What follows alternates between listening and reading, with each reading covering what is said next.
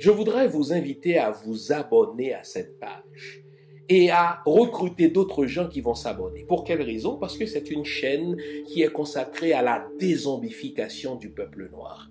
Vous savez, en ma qualité de théologien, d'historien et d'expert en management public, je décide de mettre toute mon énergie et toute l'équipe qui travaille avec moi décide aussi de mettre toute son énergie à la dézombification du peuple noir.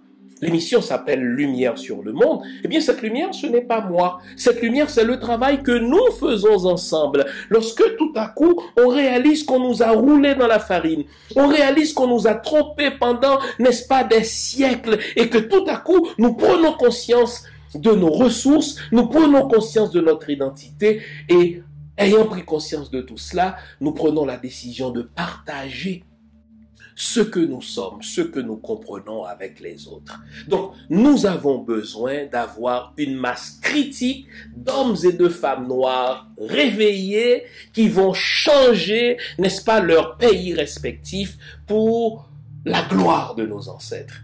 Nos ancêtres méritent cela. Ils se sont sacrifiés pour nous et c'est à nous aujourd'hui de prendre le relais. Comment on le fait?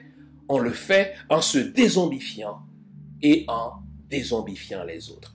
Je vous invite donc à liker ce qui se fait sur cette chaîne, à le sharer, à le partager avec les autres, à vous abonner et si vous l'avez fait déjà, à recruter d'autres qui vont s'abonner. On est ensemble, on garde le moral car tant que va le moral, tout va.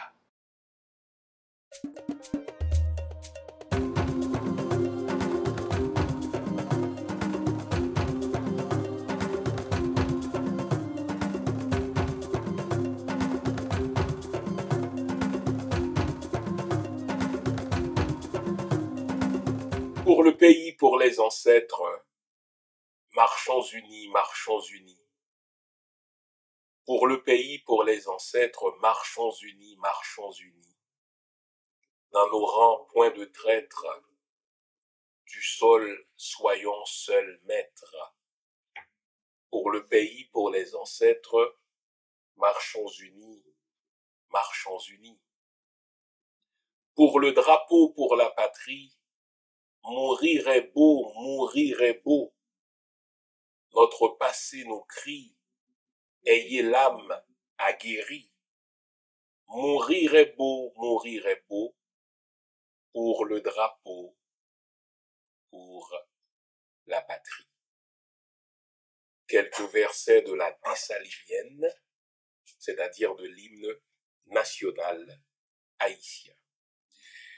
Vous l'avez compris, l'émission d'aujourd'hui sera consacrée à la question du drapeau haïtien en particulier, mais du drapeau, nous allons donc extrapoler pour parler de la problématique de la création des nations. Le prétexte nous fut servi à l'occasion de l'anniversaire convenu du drapeau haïtien en ce 18 mai. Sauf que dit comme ça, je vous laisse la fausse impression, je dis bien la fausse impression, qu'il n'y a pas de débat, qu'il n'y a pas de controverse autour du drapeau haïtien. Au fait, il y en a plusieurs, dont deux. La question des couleurs. Qu'est-ce qui a constitué les couleurs originelles du drapeau haïtien? Sont-ce le noir et le rouge ou le bleu et le rouge? La deuxième controverse, c'est quelle est la date véritable de la création du drapeau haïtien?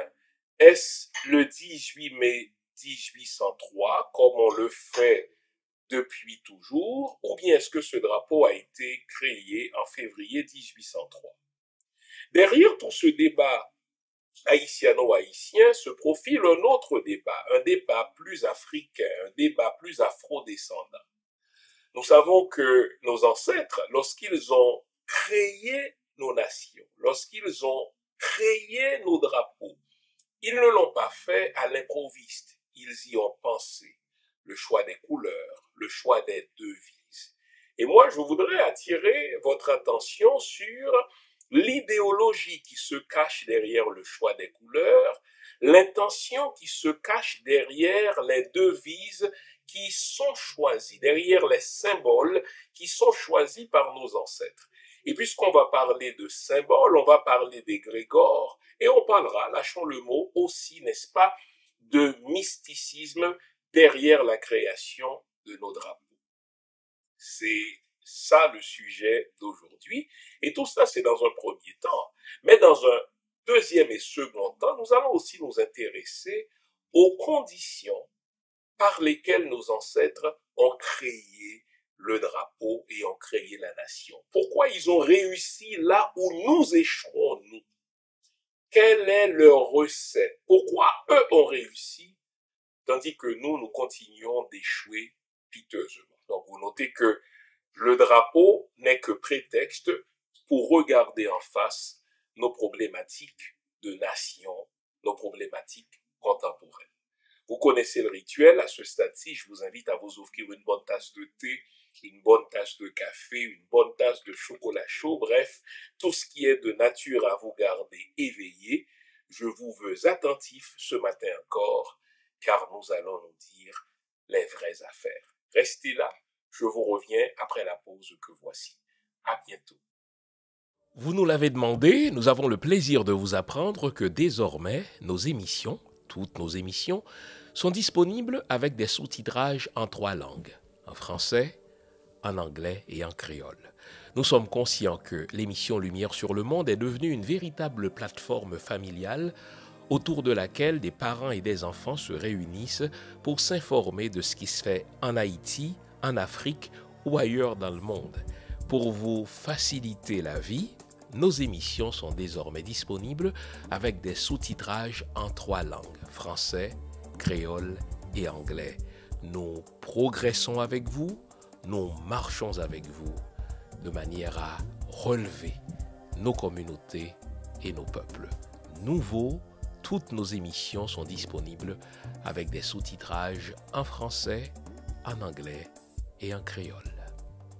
Avant la pause, on s'était promis de parler du drapeau haïtien.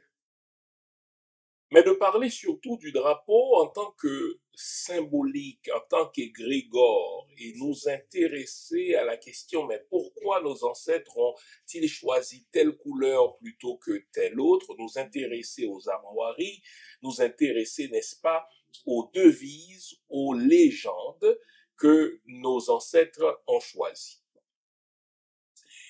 Si vous prêtez bien attention au drapeau haïtien, tel qu'il apparaît par exemple sur la page couverture de mon dernier livre Haïti, miroir d'une société en décomposition, nous retrouvons les couleurs nationales, bleu et rouge, disposées horizontalement, et au milieu du drapeau, on a donc les armoiries, un palmiste, qui est lui-même surmonté du bonnet de la liberté. Au pied du palmiste, on retrouve un trophée d'armes avec la légende « L'union fait la force ». Puisqu'on va parler de l'histoire du drapeau, ce serait trompeur que de croire que le drapeau national a toujours eu ces 2 couleurs, que le drapeau national a toujours eu ses armoiries et surtout qu'au milieu de ce drapeau national ont toujours été inscrites ces lettres-là, à savoir l'union fait la force. C'est plutôt le contraire. La vérité, c'est que même la date du 18 mai, qui est consacrée comme la date de la création du drapeau haïtien, porte à controverse, parce que, telles que les recherches historiques, tels que les documents l'attestent, la création du drapeau haïtien remonte à avant le mois de mai 1803. La création du drapeau remonte au mois de février 1803. Pour vous aider à comprendre, nous devons nous rappeler que au 19e siècle, donc en 1803, Haïti, qu'on appelait alors Saint-Domingue était une colonie française. La colonie la plus riche de toutes les colonies. Pas seulement la colonie la plus riche pour la France, c'est aussi la colonie la plus riche de toutes les colonies. Si on compare, n'est-ce pas, ce que Saint-Domingue, qu'on allait appeler plus tard Haïti, rapportait à la France, c'était vraiment la colonie la plus riche. Pour plusieurs raisons. Saint-Domingue, c'était la capitale mondiale du sucre. Saint-Domingue produisait la plus grande quantité de sucre qui était consommée partout en Europe. Saint-Domingue, c'était aussi la capitale mondiale du café. Saint-Domingue produisait le meilleur café au monde. Et en dehors du café, en dehors du sucre, Saint-Domingue produisait aussi l'indigo. Saint-Domingue produisait aussi n'est-ce pas, le coton. Saint-Domingue produisait aussi, n'est-ce pas, d'autres articles qui font en sorte que c'était vraiment la perle des Antilles. Quand on dit la perle des Antilles, ce n'était point la perle pour nos ancêtres. Au contraire, c'était l'enfer des Antilles pour nos ancêtres. La perle des Antilles, c'était en effet pour les colons. Ceux qui faisaient travailler nos ancêtres, n'est-ce pas, du jour au crépuscule, sans rien recevoir en retour. Sauf que, à partir de 1791, des choses vont sérieusement bouger à Saint-Domingue. Que s'est-il passé à partir de 1791? C'est qu'à partir du mois d'août 1791, les esclaves, nos ancêtres, vont refuser d'être considérés comme esclaves. Ils vont provoquer ce qu'on appelle le soulèvement général des esclaves lors d'une cérémonie politico-religieuse qu'on appelle la cérémonie du bois caïman le 14 août 1791. Et à partir de cette date, plus rien n'était comme avant à Saint-Domingue. Il fallait négocier désormais. Il fallait compter avec les 500 000 esclaves qui refusaient tout simplement de travailler dans les champs de coton, qui refusaient de travailler pour produire du sucre, qui refusaient de travailler pour produire, n'est-ce pas, si vous voulez, du café. Sauf que la France ne voyait pas la chose d'un bon œil. Des esclaves qui refusent de travailler signifie tout simplement l'effondrement de l'économie française. Et là, la France va y aller par une série de commissions civiles, c'est-à-dire des gens que la France révolutionnaire va dépêcher à Saint-Domingue pour essayer de pacifier la colonie, pour essayer de faire rentrer les esclaves sur les plantations. Sauf que devant la ténacité de nos ancêtres, devant leur combativité et surtout devant leur verticalité, devant leur refus de retourner sur les plantations à titre d'esclaves, l'un des commissaires dépêchés par la France, Sontonax, n'avait pas le choix que de procéder à la proclamation de la liberté générale des Noirs. Et cela s'est passé, encore une fois, au mois d'août 1793. Et encore une fois, ce n'était pas une faveur que Sontonax avait faite à nos ancêtres, puisqu'avant même cette proclamation, je vous l'ai dit, donc 2 ans auparavant, nos ancêtres s'étaient tenus debout pour dire « basta, nous ne retournerons plus sur la plantation à titre d'esclaves ». Bon. Et là, dans ce contexte-là, va émerger un personnage plus grand que nature, dont j'ai déjà parlé dans une autre capsule, un certain Toussaint Louverture. Toussaint Louverture va devenir, n'est-ce pas, le personnage incontournable à Saint-Domingue, comme l'aura dit l'un des généraux français. Avec Toussaint, on pouvait tout faire, et sans Toussaint, on ne pouvait rien faire. C'était le personnage incontournable. Quand la France envoyait, par exemple, un gouverneur, s'il ne s'entendait pas avec lui, il le rembarquait pour la France.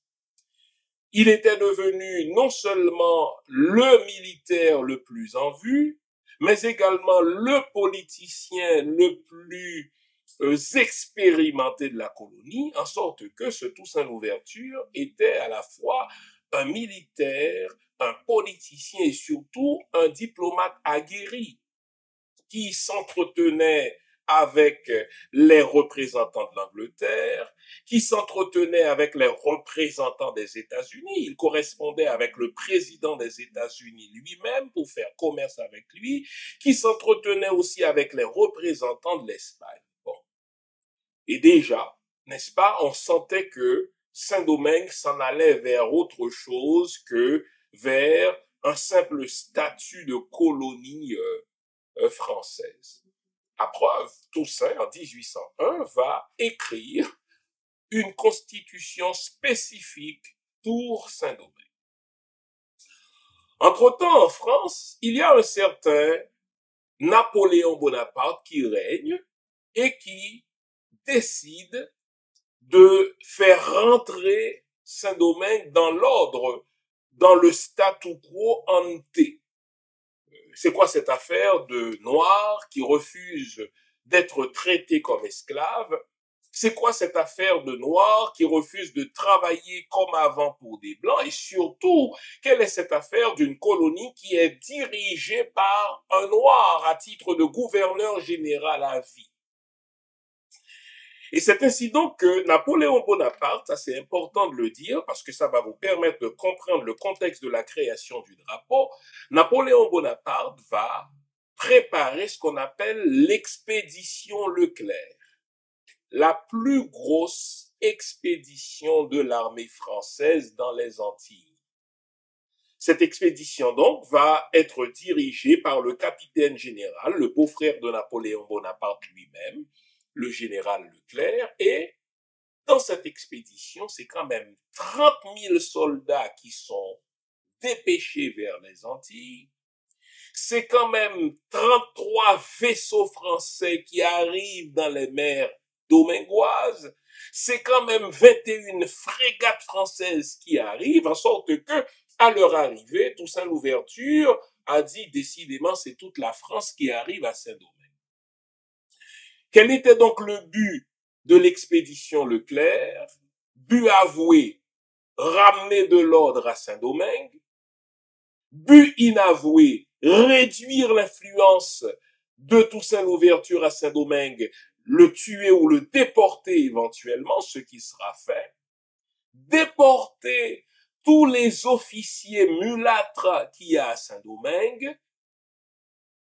Assassiner tous les soldats noirs et tous ceux qui ont plus de 12 ans et repeupler la colonie avec d'autres noirs, question de rétablir l'esclavage. C'était ça la mission de l'expédition Leclerc. Et là, vous aurez compris que à partir de l'expédition Leclerc, la donne va changer. Leclerc va arriver avec ses 30 000 soldats. Et nos ancêtres, n'est-ce pas, ne vont pas l'entendre, n'est-ce pas, de cette oreille. Il va y avoir une guerre farouche entre l'armée indigène et l'armée française. La question du drapeau, jusque-là, ne se pose pas, puisque, comme je l'ai dit au début de l'émission, Saint-Domingue est considéré comme une colonie française. En sorte que, au temps de Toussaint Louverture, par exemple, il n'a jamais été question de doter la colonie d'un autre drapeau, puisque Saint-Domingue avait le statut d'une colonie française. Les choses vont changer lorsque, par exemple, nos ancêtres vont voir clair au jeu de Napoléon Bonaparte, lorsqu'ils vont voir clair au jeu de Leclerc, lorsqu'ils vont voir clair au jeu de Rochambeau. Un Alexandre Pétion, par exemple, qui est arrivé avec Leclerc lors de l'expédition pour combattre, n'est-ce pas, l'armée indigène, va réaliser que les Français vont l'utiliser contre ses propres frères pour les tuer, mais qu'une fois ce travail aurait été fait, lui-même serait soit assassiné, soit déporté, ou soit réduit en esclavage, selon le vœu de Napoléon Bonaparte. Et là, il va y avoir une entente entre les anciens libres, les mulâtres, les gens de couleur, et les nouveaux libres, c'est-à-dire les noirs qui se sont soulevés en disant que nous ne retournerons plus à la plantation à titre d'esclaves. De cette union entre anciens libres et nouveaux libres va naître donc l'armée indigène à la tête de laquelle va se retrouver nul autre que le général Jean-Jacques Dessalines. Alors il y aura des guerres, il y aura des combats sur tout le territoire domingois entre l'armée de nos ancêtres, l'armée indigène et l'armée française. La question du drapeau ne s'est pas encore posée parce que l'armée indigène de nos ancêtres continuait d'utiliser, comme si de rien n'était, le symbole de la France, c'est-à-dire le tricolore, le bleu, blanc, rouge. La question qui consiste à savoir est-ce qu'il ne nous faut pas notre drapeau à nous ne se posait pas encore. Jusqu'à un combat particulier dans l'Ouest, qui est dirigé par Pétion.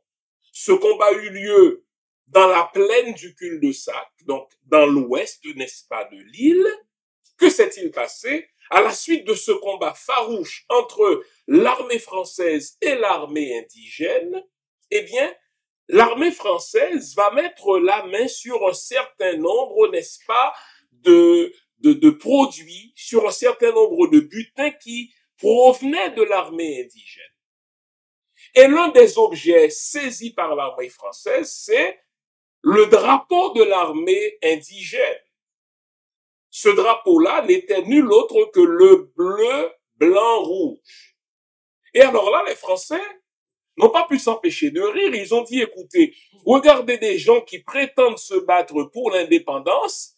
Lorsqu'on a saisi quelques objets en provenance de leur armée, surprise, on retrouve exactement le drapeau français. Donc, ils ne se battent pas vraiment pour l'indépendance, ils se battent pour autre chose, mais ils ne se battent pas pour l'indépendance, puisqu'ils ont exactement le drapeau français, le même que nous. Nouveau, bonne nouvelle, toutes les émissions Lumière sur le monde se trouvent désormais en mode podcast. Cela veut dire que vous pouvez continuer à vaquer à vos occupations tandis que vous nous écoutez, où que vous soyez, dans votre voiture, à l'épicerie, au travail, en faisant vos courses ou à la maison. Toutes les émissions Lumière sur le monde en français et en créole sont en mode podcast. Vous les trouverez sur Apple Podcast, Spotify, Podcast Index, Google Podcast, Amazon Music, Stitcher et les autres. Nous sommes partout en mode podcast. Il n'en tient qu'à vous. Nouveau, bonne nouvelle, Lumière sur le monde est en podcast.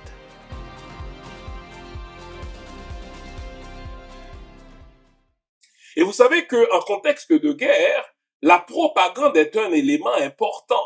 Le temps de le dire, les officiels de l'armée française à Saint-Domingue ont fait imprimer des documents disant que les indigènes ne se battent pas pour l'indépendance, ils se battent pour autre chose. La preuve, c'est qu'ils ont gardé le drapeau français. Derrière cette propagande, c'est une pensée profondément raciste. N'oublions pas que pour un Napoléon Bonaparte, par exemple, j'en ai parlé dans ma dernière émission sur Bonaparte, les Noirs ne sont pas en mesure d'apprécier le concept de liberté. D'ailleurs, il a dit que la liberté, c'est un plat pour lequel l'estomac des Noirs n'a pas été fait. Donc, quand ils font cette propagande, à savoir que les Noirs ne se battent pas pour l'indépendance, ils sont en train de dire qu'ils ne se battent pas pour la liberté. Ils ne comprennent pas ce concept abstrait qu'est la liberté. On leur demande de se battre, ils se battent par mimétisme, mais ils comprennent pas le concept de l'indépendance. La preuve, c'est qu'ils continuent d'utiliser le même drapeau que nous. Et je vous ai dit que ce combat se déroula dans la plaine du cul-de-sac, dans l'ouest de l'île, où Pétion était justement le commandant. Pétion reçoit ces informations-là, il voit les imprimer, et il écrit à son chef, le général Jean-Jacques Dessalines, dont la base se trouve dans l'Artibonite, à Petite Rivière de l'Artibonite. Nous sommes en février 1803. La date ici est importante. Pétion écrit à Dessalines pour lui dire « Citoyen général, voici une nouvelle propagande dont nous sommes victimes. Puisque nous utilisons le même drapeau que l'armée française, eh bien, l'armée française conclut que nous ne nous battons pas pour l'indépendance, mais que nous nous battons pour des notions que nous ne maîtrisons pas. » Et encore une fois, comprenez l'effet qu'une telle propagande aurait sur les troupes. Si on ne se bat pas pour l'indépendance, on se bat pour quoi? Si on ne se bat pas pour la liberté, on se bat pour quoi? Dessalines est à la petite rivière de l'Artibonite. Nous sommes en février 1803. Il comprend l'enjeu psychologique, il comprend l'enjeu idéologique et l'histoire nous dit que d'un mouvement spontané, il prend le drapeau français, le tricolore bleu, blanc, rouge, et il déchire le blanc.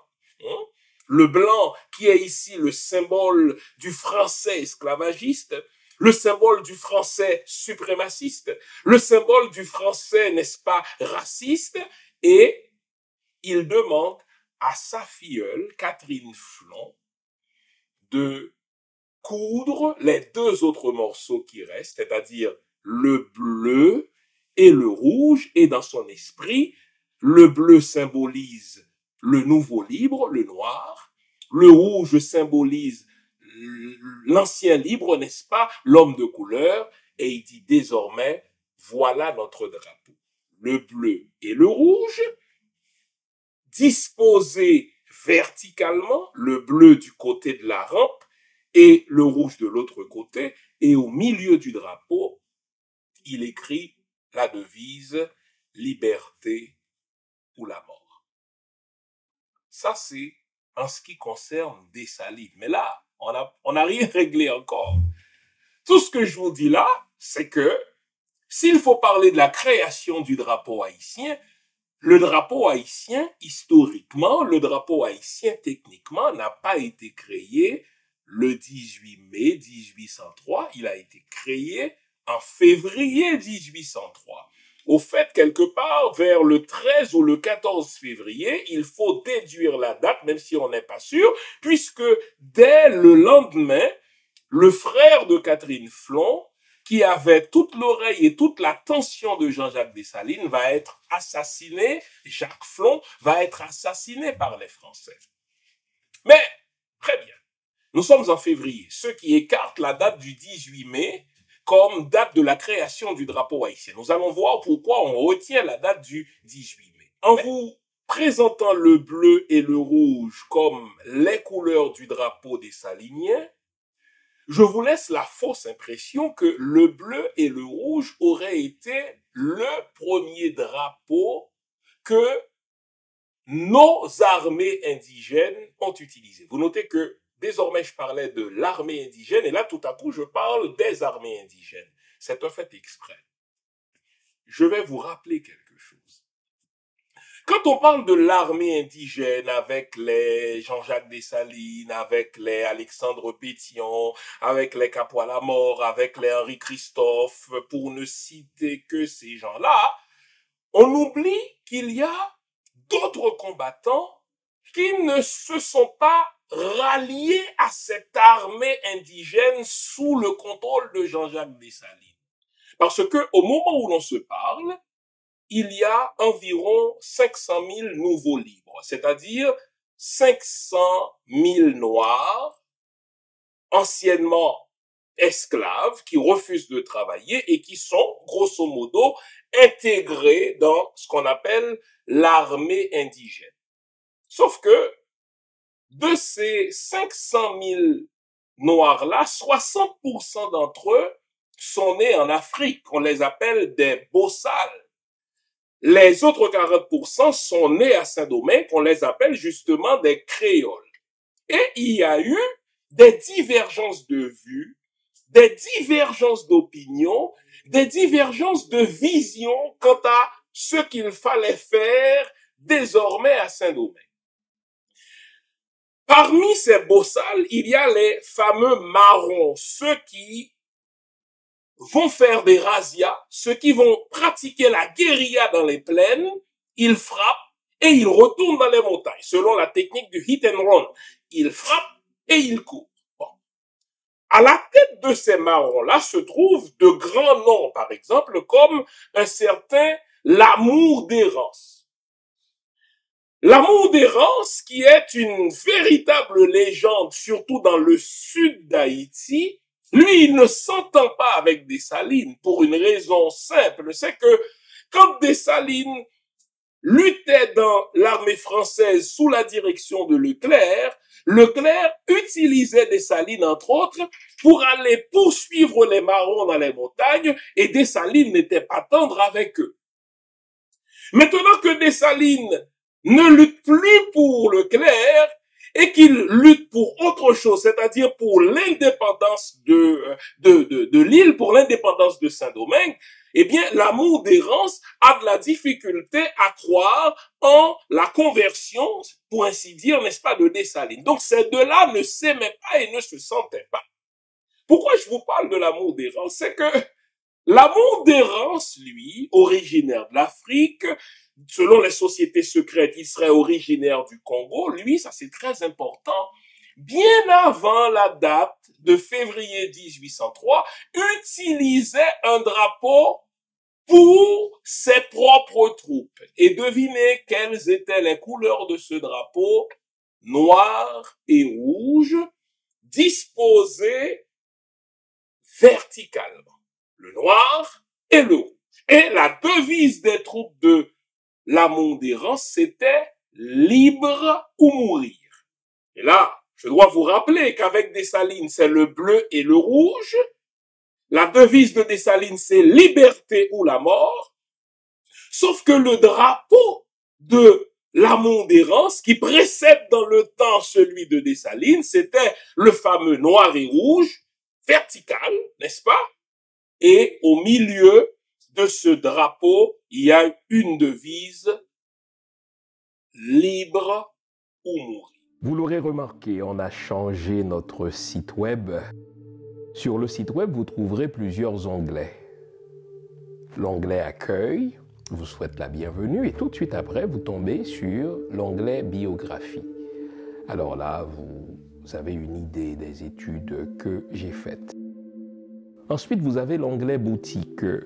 Dans l'onglet Boutique, vous trouverez mes livres. Jusqu'à présent, j'en ai écrit 14.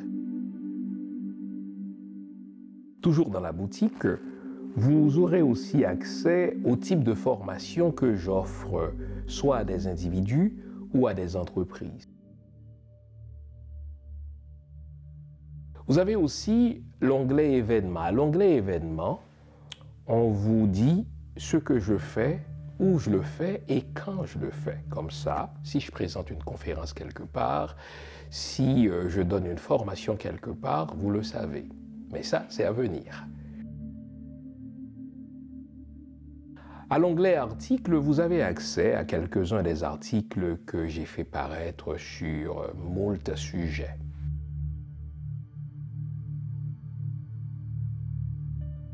Vous trouverez aussi mes audios. Au fait, les audios, ce sont les anciennes émissions que j'ai présentées à la radio CPAM et que vous avez appréciées.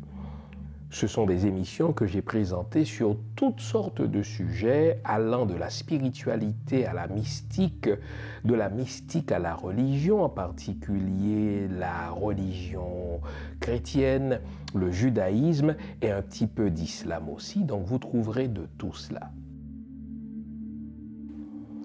Et enfin, à l'onglet émissions, vous avez accès aux diverses chroniques ou aux divers liens par lesquels je présente des chroniques, que ce soit à la radio, à la télé ou sur les médias sociaux. Enfin, vous avez l'onglet Contact qui vous permet de me contacter soit par email ou par les médias sociaux. Le nouveau site de Jean Fils-Aimé, c'est le vôtre. Servez-vous-en.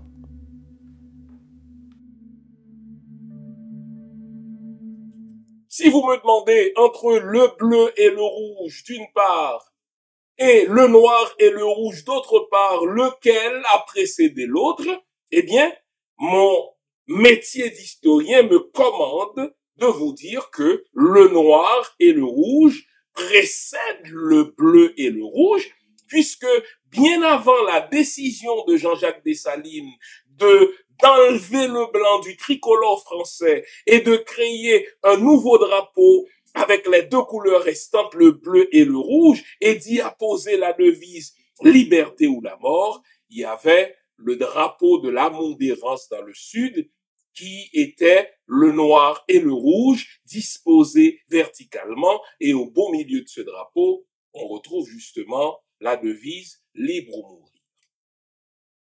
Qu'est-ce qui va se passer en mai 1803, le 18 mai 1803, qui va faire en sorte qu'on retienne la date du 18 mai 1803 comme la date de la création du drapeau. Bon.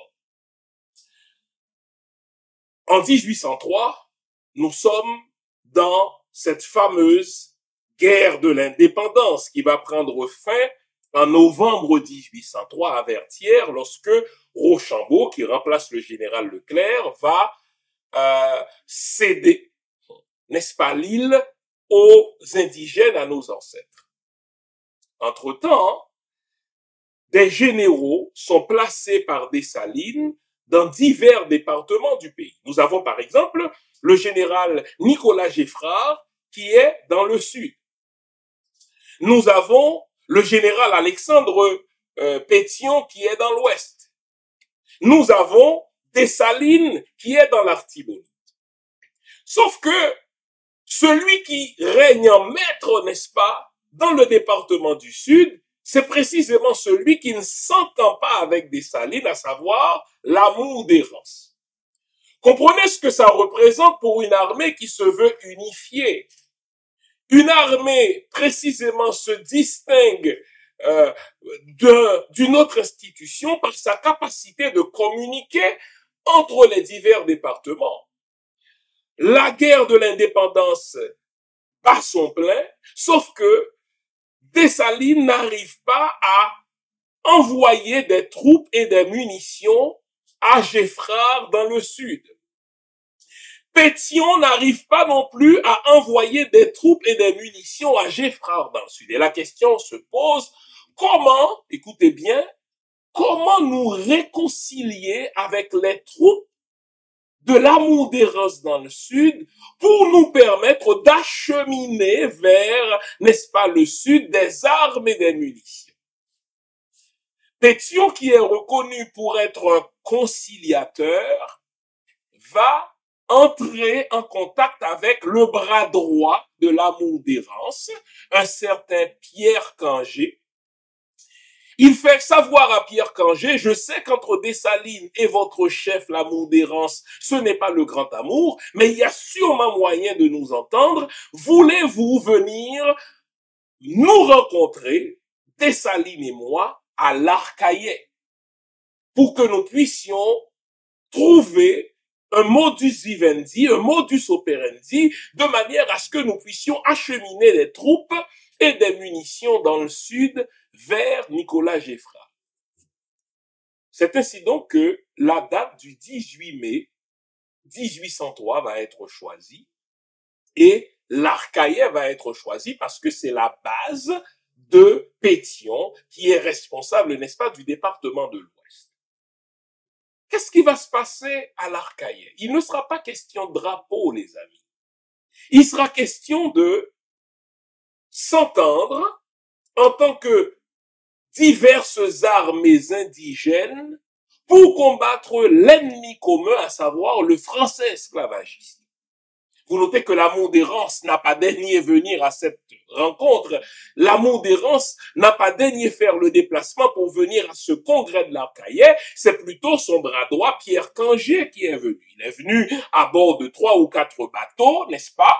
Et c'est ainsi donc que Jean-Jacques Dessalines, Alexandre Pétion, Pierre Cangé et d'autres se sont rencontrés à l'Arcaillet pour décider du plan d'unité des diverses troupes afin de vaincre l'ennemi commun, à savoir le français esclavagiste. Est-ce qu'on a parlé de drapeau je ne suis pas sûr, puisque même dans la correspondance que Dessalines a transmise le lendemain, c'est-à-dire le 19 mai à Nicolas Geffrard, Dessalines n'a pas dit dans sa correspondance à Nicolas Geffrard qu'on vient de choisir un nouveau drapeau. Au fait, il ne saurait le dire puisque le drapeau a été choisi depuis février. Il n'a même pas dit qu'on vient de choisir une nouvelle devise. Au fait, la devise n'a pas changé puisque la devise est restée la même, liberté ou la mort. Il a seulement dit à Geffrard dans sa correspondance, nous nous sommes rencontrés hier et dans cette rencontre, nous nous sommes entendus avec les hommes de Pierre Kangé. Désormais, nous allons pouvoir vous acheminer des troupes et des munitions. Bon. Sauf qu'il y a une tradition orale, il y a une tradition vaudouesque qui est tenace. Et ce n'est pas parce qu'il s'agit d'une tradition orale qu'elle n'est pas sérieuse. J'ai de grands amis Oungans qui sont en même temps de grands chercheurs en historiographie, entre autres mon ami Jacques-René d'Ottawa, qui est persuadé que ce congrès de l'Arcaïe, cette rencontre entre les divers personnages des diverses troupes indigènes, cette rencontre-là s'est déroulée dans un fort, dans un péristyle, qui appartenait à une mambo très influente auprès de Dessalines, Grande Guitane. Et c'est dans ce péristyle, dans ce fort, sous la houlette de Grande Guitane, que Dessalines aurait officialisé les couleurs bleu et rouge comme drapeau haïtien et aurait prêté serment, donc sur ce drapeau bleu et rouge, en jurant à ses collègues militaires qu'il conduirait ses frères vers la liberté. Bon. Encore une fois, si cette tradition dit vrai, vous notez que là, il ne s'agit pas de création de drapeau, puisque le drapeau a été créé depuis février 1803. Encore une fois, il ne s'agit pas de création de devise, puisque la devise va rester la même, liberté ou la mort. Probablement que Dessalines, en tant que militaire, aurait prêté serment sur ce symbole fort du bleu et rouge. Il aurait sûrement prêté serment dans un fort, puisque les couleurs bleu et rouge sont symboliquement très fortes dans le vaudou. Nous allons expliquer ce que représentent ces couleurs. Mais il n'y a pas eu de création de drapeau le 18 mai 1803. C'est un mythe fondateur, comme on trouve dans tous les peuples, mais historiquement, le drapeau bleu et rouge a été créé, n'est-ce pas, 3 mois auparavant, c'est-à-dire au mois de février 1803. Est-ce qu'il y a eu une officialisation de ce drapeau? Là, je ne suis même pas sûr, puisque dès le mois de février, Dessalines a transmis des communiqués à ses différents généraux aux divers points de l'île, à savoir que désormais, pour éviter que les Français ne disent que nous ne savons pas pourquoi nous nous battons, notre drapeau va être le bleu et le rouge et notre devise va être liberté ou la mort. Que s'est-il passé donc à Arcaïe le 18 mai 1803? Une rencontre entre les diverses troupes indigènes rencontre par laquelle ces indigènes se sont donné le mot « nous allons mettre de côté nos divergences de vues pour combattre le seul ennemi que nous ayons, à savoir le français esclavagiste. » Et c'est ainsi donc que, très peu de temps après cette rencontre-là, eh bien, effectivement, Pierre Kangé va délaisser les troupes de la Mondérance pour se joindre à l'armée de Dessalines et il va se battre, n'est-ce pas, aux côtés des troupes de Dessalines jusqu'à la victoire finale en novembre 1803. Le noir et le rouge vont rester. Ce n'est pas parce que Dessalines a choisi le bleu et le rouge en février 1803 que le noir et le rouge vont disparaître pour autant. Je veux, pour preuve, les exemples que voici. Après ce fameux congrès de mai 1803, eh bien, Pierre Kangé reprend le bateau avec les hommes qui l'ont accompagné pour retourner dans le sud. Et voilà que les bateaux à bord desquels se trouvaient les hommes de Pierre Kangé ont été pris en cible par des bateaux français. Bon, l'un des hommes de Pierre Kangé, qui répond au nom de Jean-Pierre, a été arrêté par des marins français. Et devinez ce qu'on trouve dans son bateau. Dans son bateau, on retrouve le drapeau noir et rouge qui a pour devise « Libre ou mourir ». Donc, le drapeau noir et rouge n'est pas mort parce que Dessalines fait du bleu et rouge le drapeau de l'armée indigène. Au contraire, le drapeau noir et rouge va survivre à travers le temps. On s'était dit que le drapeau noir et rouge a survécu à travers le temps. J'en veux pour preuve les éléments que voici. Pierre Kangé va se joindre aux troupes de l'armée de Jean-Jacques Dessalines, donc l'armée indigène. Et Jean-Jacques Dessalines va lui confier la région de Jacmel, par exemple. Devinez quel drapeau était hissé sur les bases de Jacmel. Le drapeau noir et rouge avec pour devise « Libre ou mourir ». Donc, on s'approche de la fameuse bataille de novembre 1803, donc de Vertières, qui est pour moi, j'ai fait une vidéo là-dessus, la plus importante bataille des temps modernes, car à Vertières, c'est des préjugés qui se sont battus. À Vertières, c'est l'ancien continent, le plus vieux continent et le nouveau monde. À Vertières, c'est des idéologies racistes qui se sont battus contre des idéologies égalitaristes, etc. Et à Vertières, donc, on retrouve les troupes de Kangé. Les troupes de Kangé qui arrivent dans le nord, etc. Devinez encore une fois quel drapeau Kangé va utiliser même dans le nord d'Haïti lors de la fameuse bataille de Vertières, le drapeau noir et rouge, qui a cohabité avec le drapeau bleu et rouge. Exemple, eh bien, au fort Picolet, qui se trouve, n'est-ce pas, non loin du Cap, on hissait le drapeau bleu et rouge lorsque Rochambeau a capitulé, mais Kangé a gardé le drapeau noir et rouge. Bon. L'indépendance est proclamée le 1er janvier 1804 et il n'y a aucun document officiel qui fait mention du drapeau haïtien comme le drapeau bleu et rouge. Tout ce qu'on a, c'est des témoignages indirects. Car vous devez savoir qu'après l'indépendance, même si les nations européennes ou les États-Unis refusaient d'avoir une diplomatie officielle avec le nouveau pays noir, eh bien, ils avaient, ces pays-là, des relations officieuses. Donc, on retrouve des témoignages indirects de diplomates qui venaient voir Jean-Jacques Dessalines ou des étrangers qui venaient dans le pays pour toutes sortes de raisons et ils sont unanimes quand on leur demande mais quelles sont les couleurs du drapeau, quel est le drapeau qui est hissé, n'est-ce pas, dans les forts, qui est hissé sur les bases militaires, etc. Ils sont unanimes en disant que le drapeau haïtien, c'est le bleu et le rouge. Entre-temps, on ne s'est pas posé la question sur les armoiries ou sur la nouvelle devise. Nous sommes encore en janvier 1804. Vous vous demandez où trouver mes livres? Simple, sur mon site, prioritairement, www.jeanfils-aimé.com. Vous avez accès à tout ce que j'ai écrit. Où que vous vous trouviez dans le monde, nous livrons partout où c'est possible. Vous pouvez aussi avoir accès à mes livres par Amazon.ca. C'est un excellent cadeau à se faire ou à faire aux autres. Servez-vous-en. L'indépendance une fois conquise, la question se pose, mais quel est le drapeau national? Le débat n'est pas encore fait.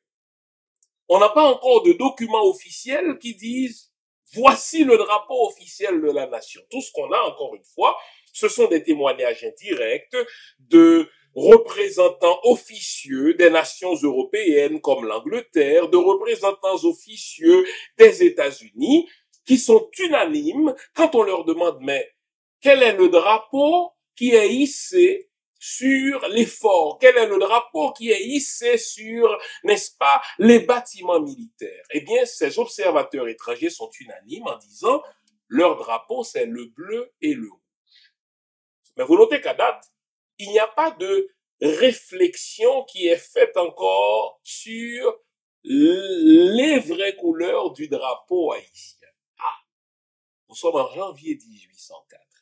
En mai 1804, donc 4 mois plus tard, on a un discours de Jean-Jacques Dessalines, ça c'est important, où, s'adressant à ses officiers, s'adressant à ses généraux, Jean-Jacques Dessalines dit: il nous faut avoir un nouveau drapeau. Au fait, le drapeau qu'on aurait dû avoir, c'est ça son expression, on ne l'a pas encore.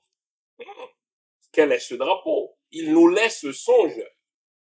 On va le savoir lorsqu'effectivement Dessalines va promulguer la toute première constitution de la nation, donc en mai 1805. Vous notez, il en parle un an avant. En mai 1804, il dit, écoutez, le vrai drapeau, on n'a pas encore. Et un an plus tard, lorsque sa première constitution va être promulguée, alors, il ne laisse aucun doute sur sa volonté, à savoir, le drapeau haïtien doit être le noir et le rouge. Et ceux qui connaissent Dessalines savent, et il y a une forte tradition orale, surtout dans les sociétés secrètes, savent que Dessalines n'a pas improvisé le noir et le rouge, il y a une pensée derrière tout cela. C'est comme si dans l'esprit de Jean-Jacques Dessalines, écoutez-moi bien, le bleu et le rouge étaient un drapeau de transition, mais que une fois l'indépendance acquise, les couleurs de la nation haïtienne devraient être le noir et le rouge. Je connais quelqu'un dont l'expertise, justement, ce sont les sociétés secrètes en Haïti, qui nous révèle dans son livre dont j'ai déjà parlé, d'ailleurs, les sociétés secrètes en Haïti, de l'imaginaire au réel, et lui, l'auteur, il dit, écoutez, le drapeau, jusqu'à présent d'ailleurs, des sociétés secrètes en Haïti, c'est le noir et le rouge. Vous vous souvenez? Quand je vous avais parlé de l'amour d'errance et que je vous avais dit que bien avant le bleu et le rouge, l'amour d'errance avait déjà choisi son drapeau noir et rouge, eh bien, cet amour d'errance, qui est un adepte des sociétés secrètes, qui est considéré aujourd'hui encore comme un loi dans les sociétés secrètes, eh bien, le noir et le rouge, c'était le drapeau d'errance. Dessalines avait choisi dans un premier temps le bleu et le rouge, mais dans son esprit, le bleu et le rouge étaient conçus pour être un drapeau de transition. Et une fois la guerre de l'indépendance gagnée, le drapeau de la nouvelle nation doit être le noir et le rouge. Il a semé cette pensée auprès de ses généraux en mai 1804, donc 4 mois après la proclamation de l'indépendance, et un an après, donc en mai 1805, lorsqu'il promulgue sa première constitution, il révèle, sans mauvais jeu de mots, les couleurs. Le drapeau haïtien va être le noir et le rouge. Quand on sait à quel point nos ancêtres ne font rien par hasard, quand on sait que pour nos ancêtres, pétris de spiritualité africaine, et pour un Dessalines pétri de spiritualité vaudou, les odeurs ont une importance, les sons ont une importance, mais les couleurs ont aussi une importance. On n'a pas le choix que de nous arrêter sur les couleurs que Dessalines a choisies, le noir et le rouge, les couleurs que Christophe va garder, car entre-temps, lorsque Dessalines sera assassiné un an plus tard, soit en octobre 1806, le pays va être scindé en deux. Dans l'Ouest, on va avoir la République d'Haïti, donc on va passer de l'Empire d'Haïti à la République d'Haïti avec Pétion.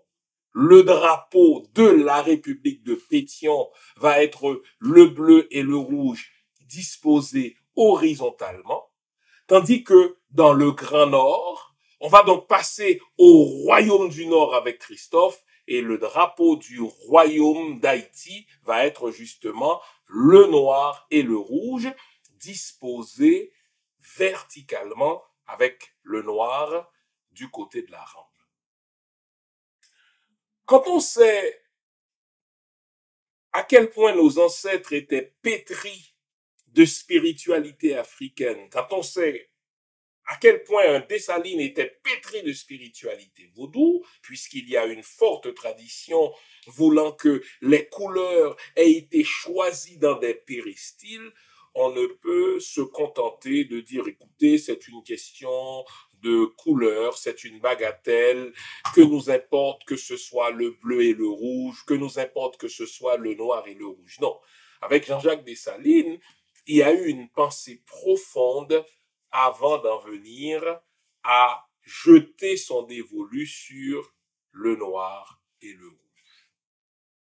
Que représente le noir et le rouge dans la symbolique vaudou?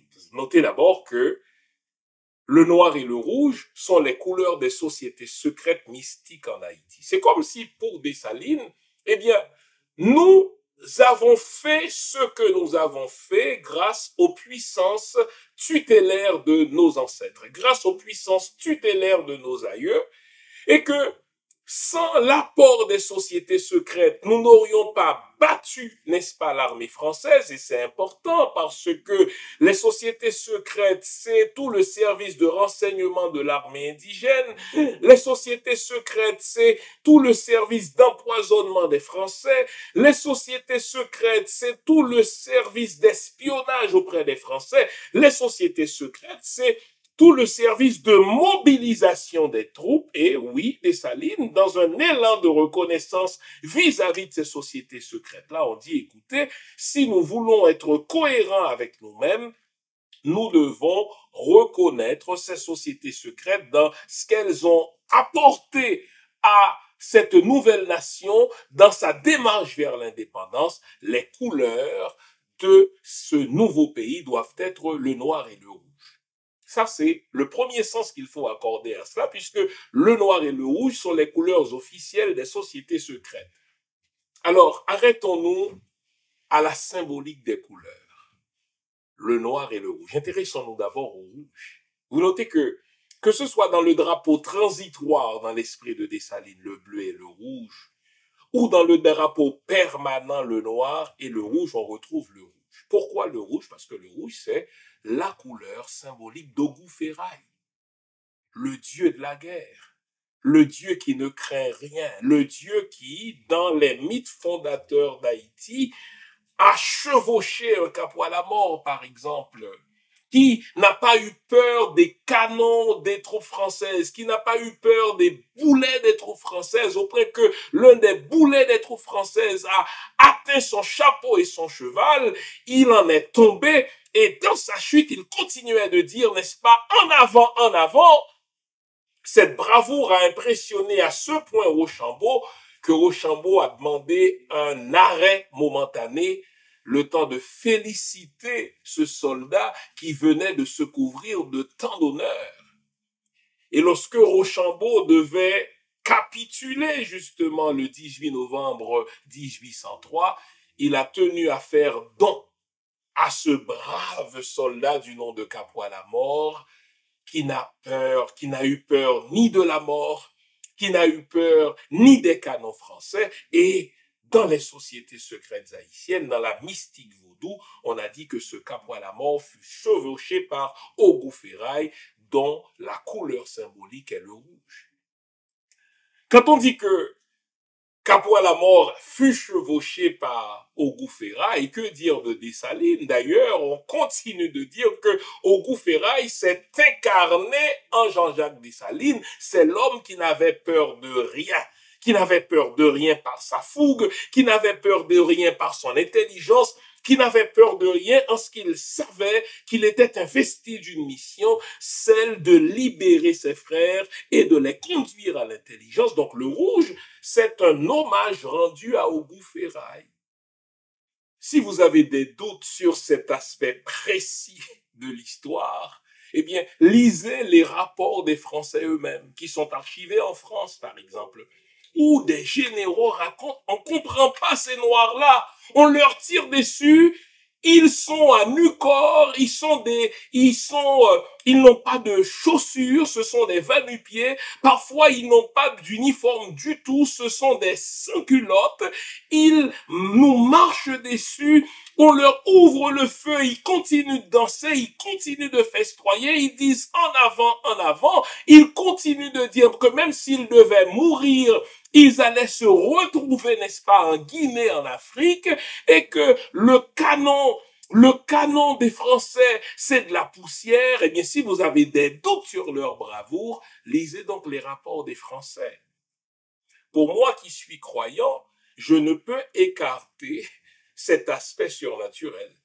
Pour moi qui suis croyant tout en étant scientifique, je ne peux écarter l'apport, n'est-ce pas, de ces entités tutélaires de la spiritualité africaine. Je ne peux écarter l'apport de ces entités tutélaires de ces entités nègres. Et là, on parle en particulier d'Ogou-Ferraille, le dieu de la guerre de notre spiritualité. Et par ce drapeau, Dessalines et toute cette commission qui a travaillé sur le choix du drapeau impérial, eh bien, on a voulu rendre hommage à Ogou-Ferraille.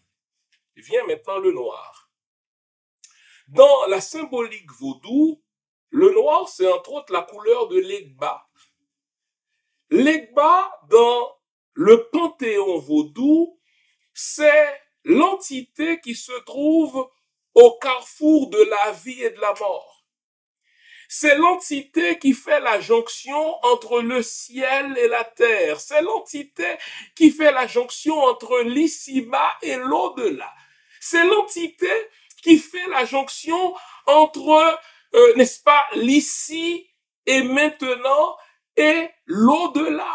C'est l'entité qui se retrouve justement au carrefour parce qu'il lie les contraires. Eh bien, par le noir, Jean-Jacques Dessalines et ceux qui ont travaillé sur sa commission pour le choix du drapeau ont voulu rendre un hommage à l'Egba qui a créé cette ouverture.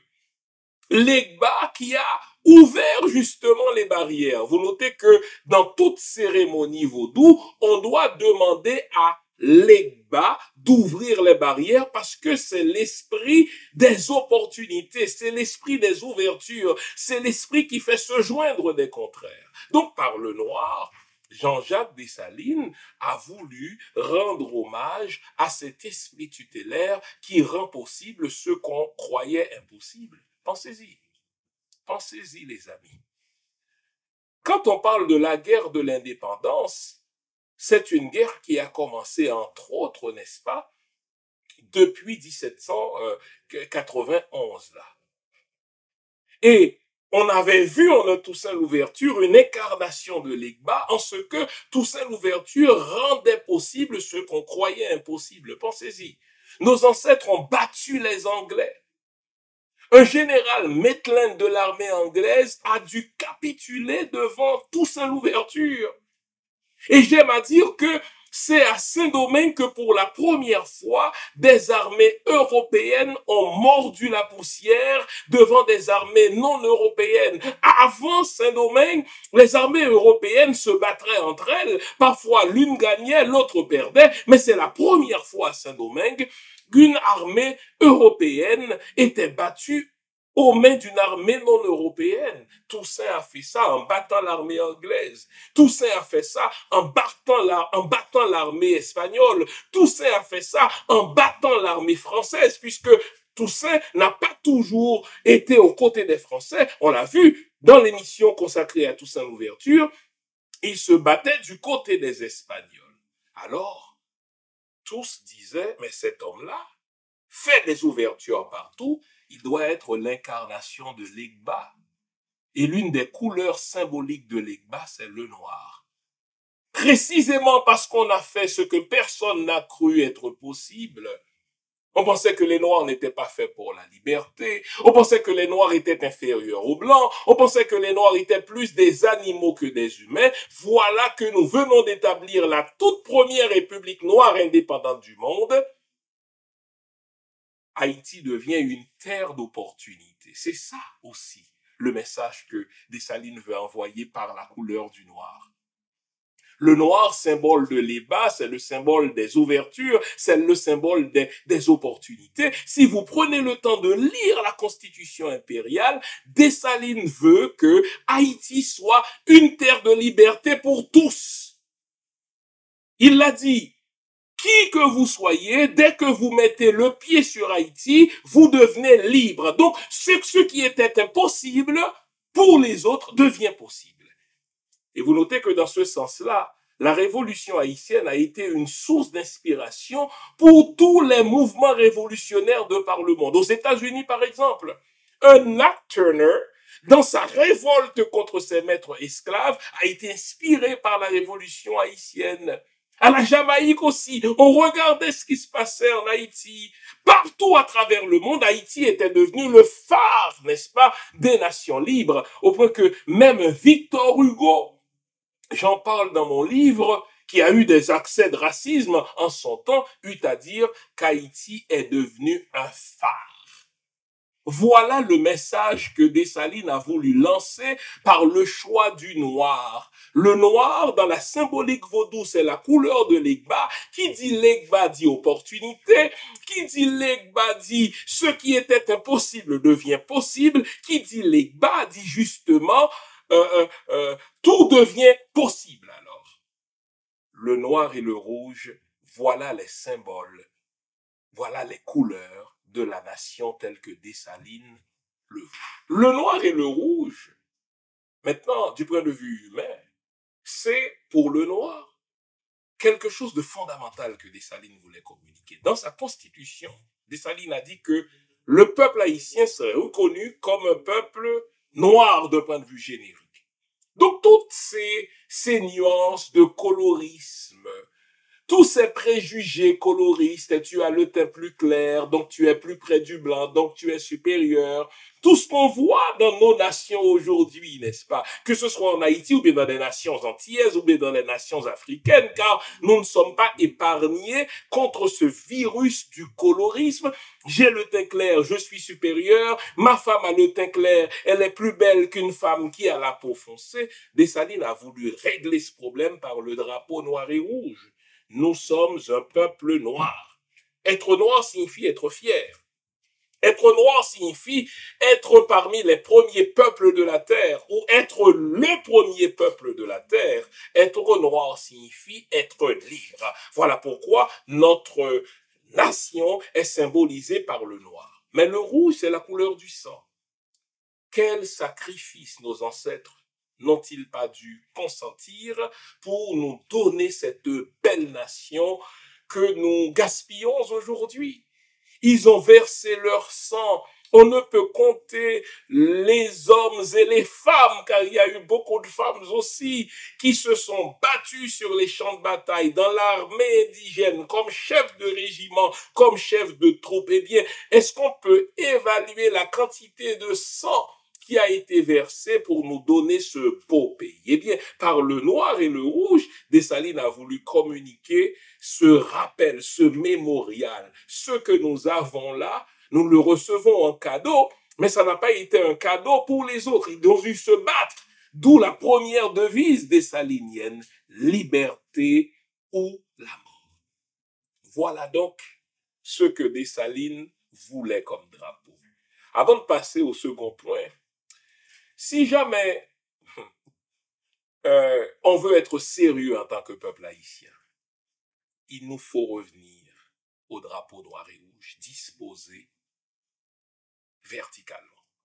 Au fait, jusqu'à François Duvalier en 64, parce que, on le sait, Christophe va régner jusqu'en 1820, à sa mort, le pays va être réunifié sous Boyer, et avec Boyer, on va revenir aux couleurs bleu et rouge, disposées horizontalement. Quelle horreur!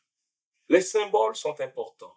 Quand les couleurs sont couchées, quel message on construit comme égrégore? Tandis qu'avec Christophe et plus tard François Duvalier, le noir et le rouge sont debout. Et ça rappelle la fameuse phrase de Dessalines, au premier coup de canon, tous les Haïtiens sont debout comme des soldats. Eh bien, si je devais faire partie d'une commission réfléchissant sur le drapeau haïtien, il n'y a aucun doute dans mon esprit qu'il nous faut revenir au drapeau noir et rouge pour les multiples raisons, non seulement historiques, anthropologiques, culturelles et mystiques que je vous ai mentionnées. Le noir et le rouge sont, quant à moi, les véritables couleurs de la nation haïtienne, mais disposées verticalement, c'est-à-dire nous sommes prêts à nous battre. Puisque le drapeau rouge et noir représente tout cela, pourquoi a-t-il disparu? En effet, il a disparu. Parce que ce que l'on sait, Dessalines va être assassiné en 1806. Dès l'assassinat de Dessalines, Pétion, dans la République d'Haïti, va revenir avec les couleurs bleues et rouges disposées horizontalement. Quelle horreur! Un drapeau, c'est un égrégore. Lorsque vous couchez les couleurs, quel message envoyez-vous à ce peuple? Ne l'invitez-vous pas à dormir? Même si dans le Nord, Christophe gardait le noir et le rouge debout, et quand on compare ce que Christophe a fait dans le Nord à ce que Pétion a fait dans l'Ouest, il n'y a vraiment pas de comparaison. Christophe s'est imposé comme un bâtisseur, comme un visionnaire, comme un génie constructeur. Mais il va régner jusqu'en 1820. À partir de 1820, n'est-ce pas, Boyer va réunifier le pays, mais il va le réunifier sous le drapeau bleu et rouge, disposé encore une fois horizontalement. J'ajoute, quelle horreur! Et n'oublions pas que c'est ce même Boyer qui, dans son désir de ressembler aux Français, le fameux mimétisme, va accepter de payer, n'est-ce pas, les 150 millions de francs à la France qu'on avait battu quelques années plus tard, mais pour être accepté comme pays indépendant de la France. Trouvez l'erreur, les amis. Et ce drapeau bleu et rouge va rester jusqu'en 1964, lorsque Duvalier, pétri de mystique haïtienne, on peut lui reprocher tout ce qu'on veut là. Duvalier était un dictateur, je veux bien, mais Duvalier comprend, n'est-ce pas, la symbolique haïtienne, il comprend, il a le sens de l'histoire, n'est-ce pas, haïtienne. Il va revenir donc au drapeau des Saliniens, disposé verticalement. Et à la chute du fils de François Duvalier, Jean-Claude Duvalier en 86, on va revenir au drapeau bleu et rouge qui dure depuis ce temps-là. Mais la question c'est, pourquoi pourquoi ce malaise vis-à-vis du drapeau noir et rouge? J'essaie de comprendre ce malaise à partir de plusieurs points de vue. Bon, d'abord, il y a une ignorance de notre histoire. Moi-même, j'ai dû consacrer des années à replonger dans des recherches sur le drapeau haïtien pour me réconcilier avec ce drapeau, parce que l'ignorance faisant rage dans nos pays, on va nous faire avaler des couleuvres pour dire, écoutez, le bleu et le rouge, eh bien, c'est le véritable drapeau originel d'Haïti. Alors que dans l'esprit du père de la nation, Dessalines, comme on vient de le voir, le bleu et le rouge étaient conçus pour être un drapeau de transition et non le drapeau pérenne de la nation pour les raisons qu'on a vues. Mais j'ai l'impression que derrière le rejet du noir et rouge, il y a un rejet de soi. Ce que Jean Price-Mars appelle le bovarisme. Le noir nous rappelle notre couleur.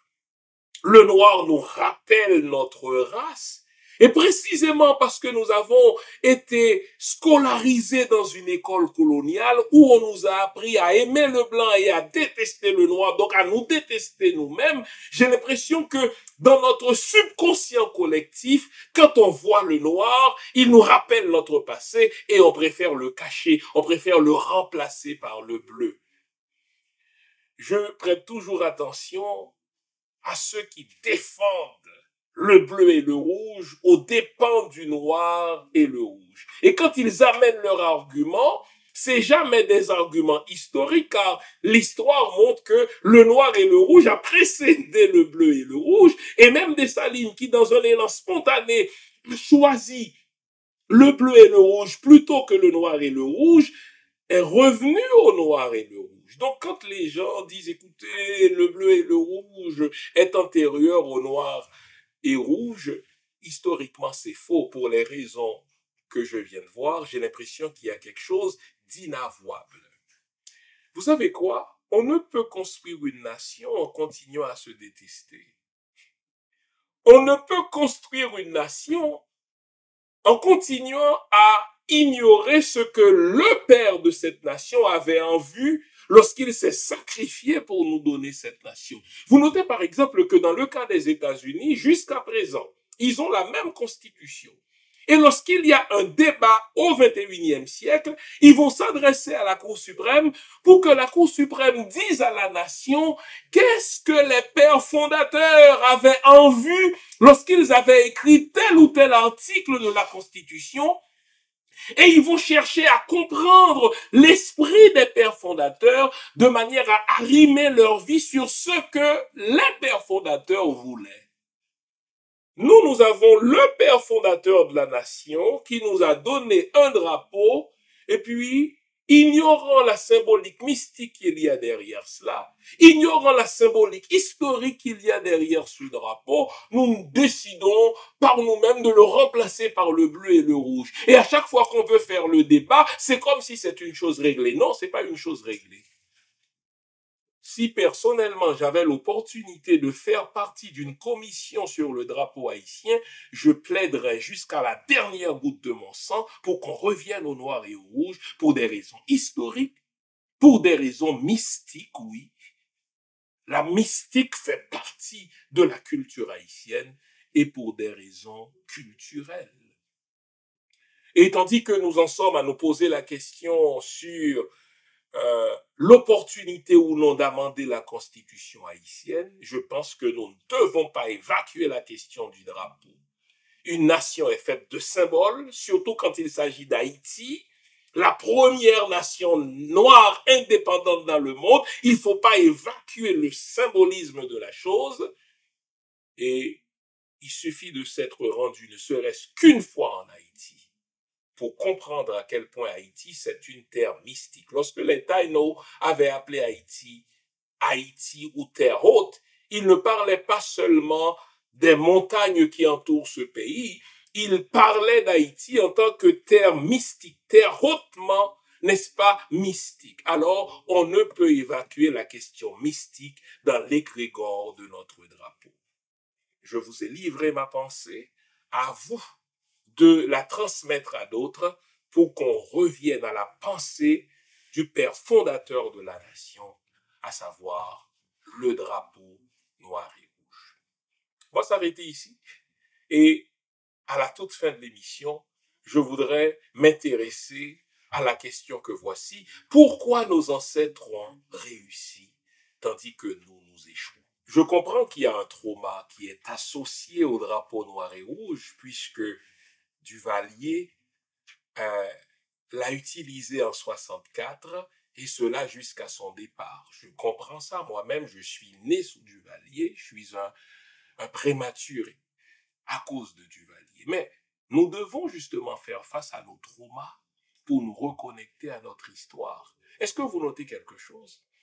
Quand il y a des manifestations en Haïti et que le peuple haïtien, le véritable peuple haïtien, les masses haïtiennes veulent se faire entendre, vous remarquez que les masses haïtiennes utilisent le drapeau noir et rouge pour dire voici qui nous sommes vraiment. Donc, on ne peut pas continuer à balayer sous la table la question de l'égrégore, n'est-ce pas, haïtien, la question du drapeau haïtien. Il ne fait aucun doute dans mon esprit que du point de vue historique, le véritable drapeau haïtien, tel que le père fondateur de la nation l'a voulu, c'est le noir et le rouge. Maintenant, avant de terminer, posons-nous la question, pourquoi nos ancêtres ont réussi là où nous échouons? Parce que créer un drapeau, c'est aussi créer une nation.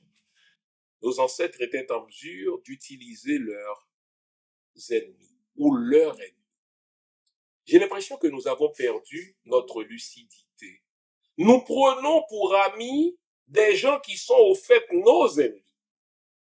Et nous considérons comme ennemis des gens qui sont nos amis. Vous savez à quel signe on fait le distinguo entre amis et ennemis?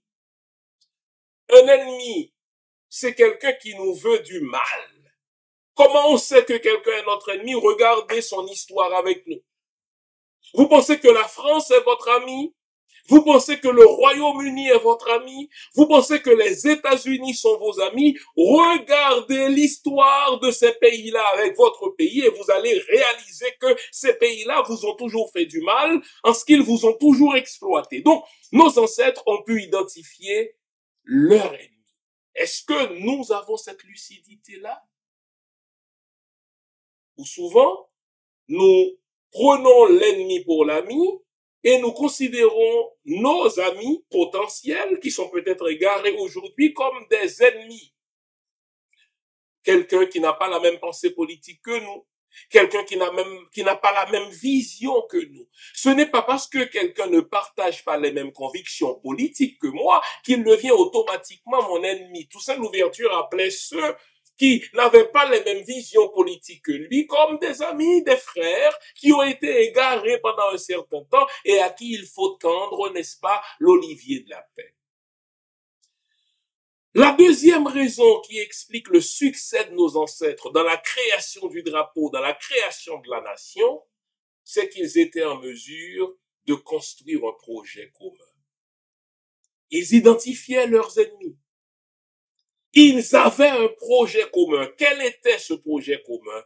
Nous voulons créer une nation libre. Nous voulons créer un État dans lequel hommes et femmes sont libres. Ils savaient ce qu'ils ne voulaient pas. Car pour avoir un projet en commun, il faut savoir ce qu'on ne veut pas. Ils disent plus jamais l'esclavage. Malheureusement, nous aujourd'hui, on n'a plus de projet commun. Tel parti politique a pour ambition de s'accaparer du pouvoir et une fois qu'il parvient au pouvoir d'y rester et il est prêt à tout pour y rester. Ce n'est pas ça que j'appelle un projet commun. Un projet commun pour Haïti serait par exemple qu'Haïti redevienne le phare qu'il est appelé à être. Un projet commun pour tel pays d'Afrique, par exemple, serait que tous puissent manger à sa faim. Un projet commun pour tel autre pays serait que les ressources de ce pays soient mises au service de la majorité de ce pays. Et enfin, non seulement ils étaient en mesure d'identifier leurs ennemis, ils étaient en mesure d'avoir un projet en commun, ils savaient ce qu'ils ne voulaient pas, enfin, ils étaient prêts à tous les sacrifices pour atteindre ce rêve. Liberté ou la mort. Et quand Dessalines disait liberté ou la mort, il était vraiment prêt à mourir. Quand Dessalines disait, écoutez, si jamais les Français voulaient nous reprendre ce pays, ils vont retrouver un tas de cendres. Quand Christophe a dit cela, il le pensait vraiment. Christophe, dont j'ai déjà parlé dans une autre émission, c'était un entrepreneur extrêmement riche. Lorsque les troupes de Leclerc sont arrivées à Saint-Domingue et Christophe a refusé de se rendre, il a suivi donc le mot d'ordre de Toussaint Louverture, à savoir mettre le feu partout. Vous savez, qu'est-ce qu'il a incendié le premier? Sa maison. Et là, on parle d'un manoir avec des œuvres d'art de grand prix, avec, n'est-ce pas, des objets de grande valeur. Il a prêché par l'exemple en mettant le feu dans sa maison, dans son manoir, devrais-je dire, en premier. Sommes-nous prêts aujourd'hui à tous les sacrifices pour notre patrie? J'ai lu l'hymne haïtien au début de l'émission. Pour le pays, pour la patrie, pour le drapeau, pour les ancêtres, mourir est beau. Aujourd'hui, nos leaders sont des opportunistes, Des gens qui attendent que les pays tuteurs leur passent le pouvoir, que la France leur donne le pouvoir, que les États-Unis leur donnent le pouvoir. Ils ne sont pas prêts au sacrifice ultime pour tirer leur population vers le haut. Voilà pourquoi la population ne les suit pas. Ils ont des ambitions personnelles, mais ils ne sont pas des leaders légitimes ni des leaders crédibles parce qu'ils ne sont pas prêts à tout pour les pays que les ancêtres leur ont légués. J'espère que l'émission vous a été utile. J'espère qu'en dehors de toutes ces informations historiques, il y a une réflexion qui est en train de germer dans notre esprit, à savoir que nous n'avons pas le droit de changer des symboles qui nous ont été transmis.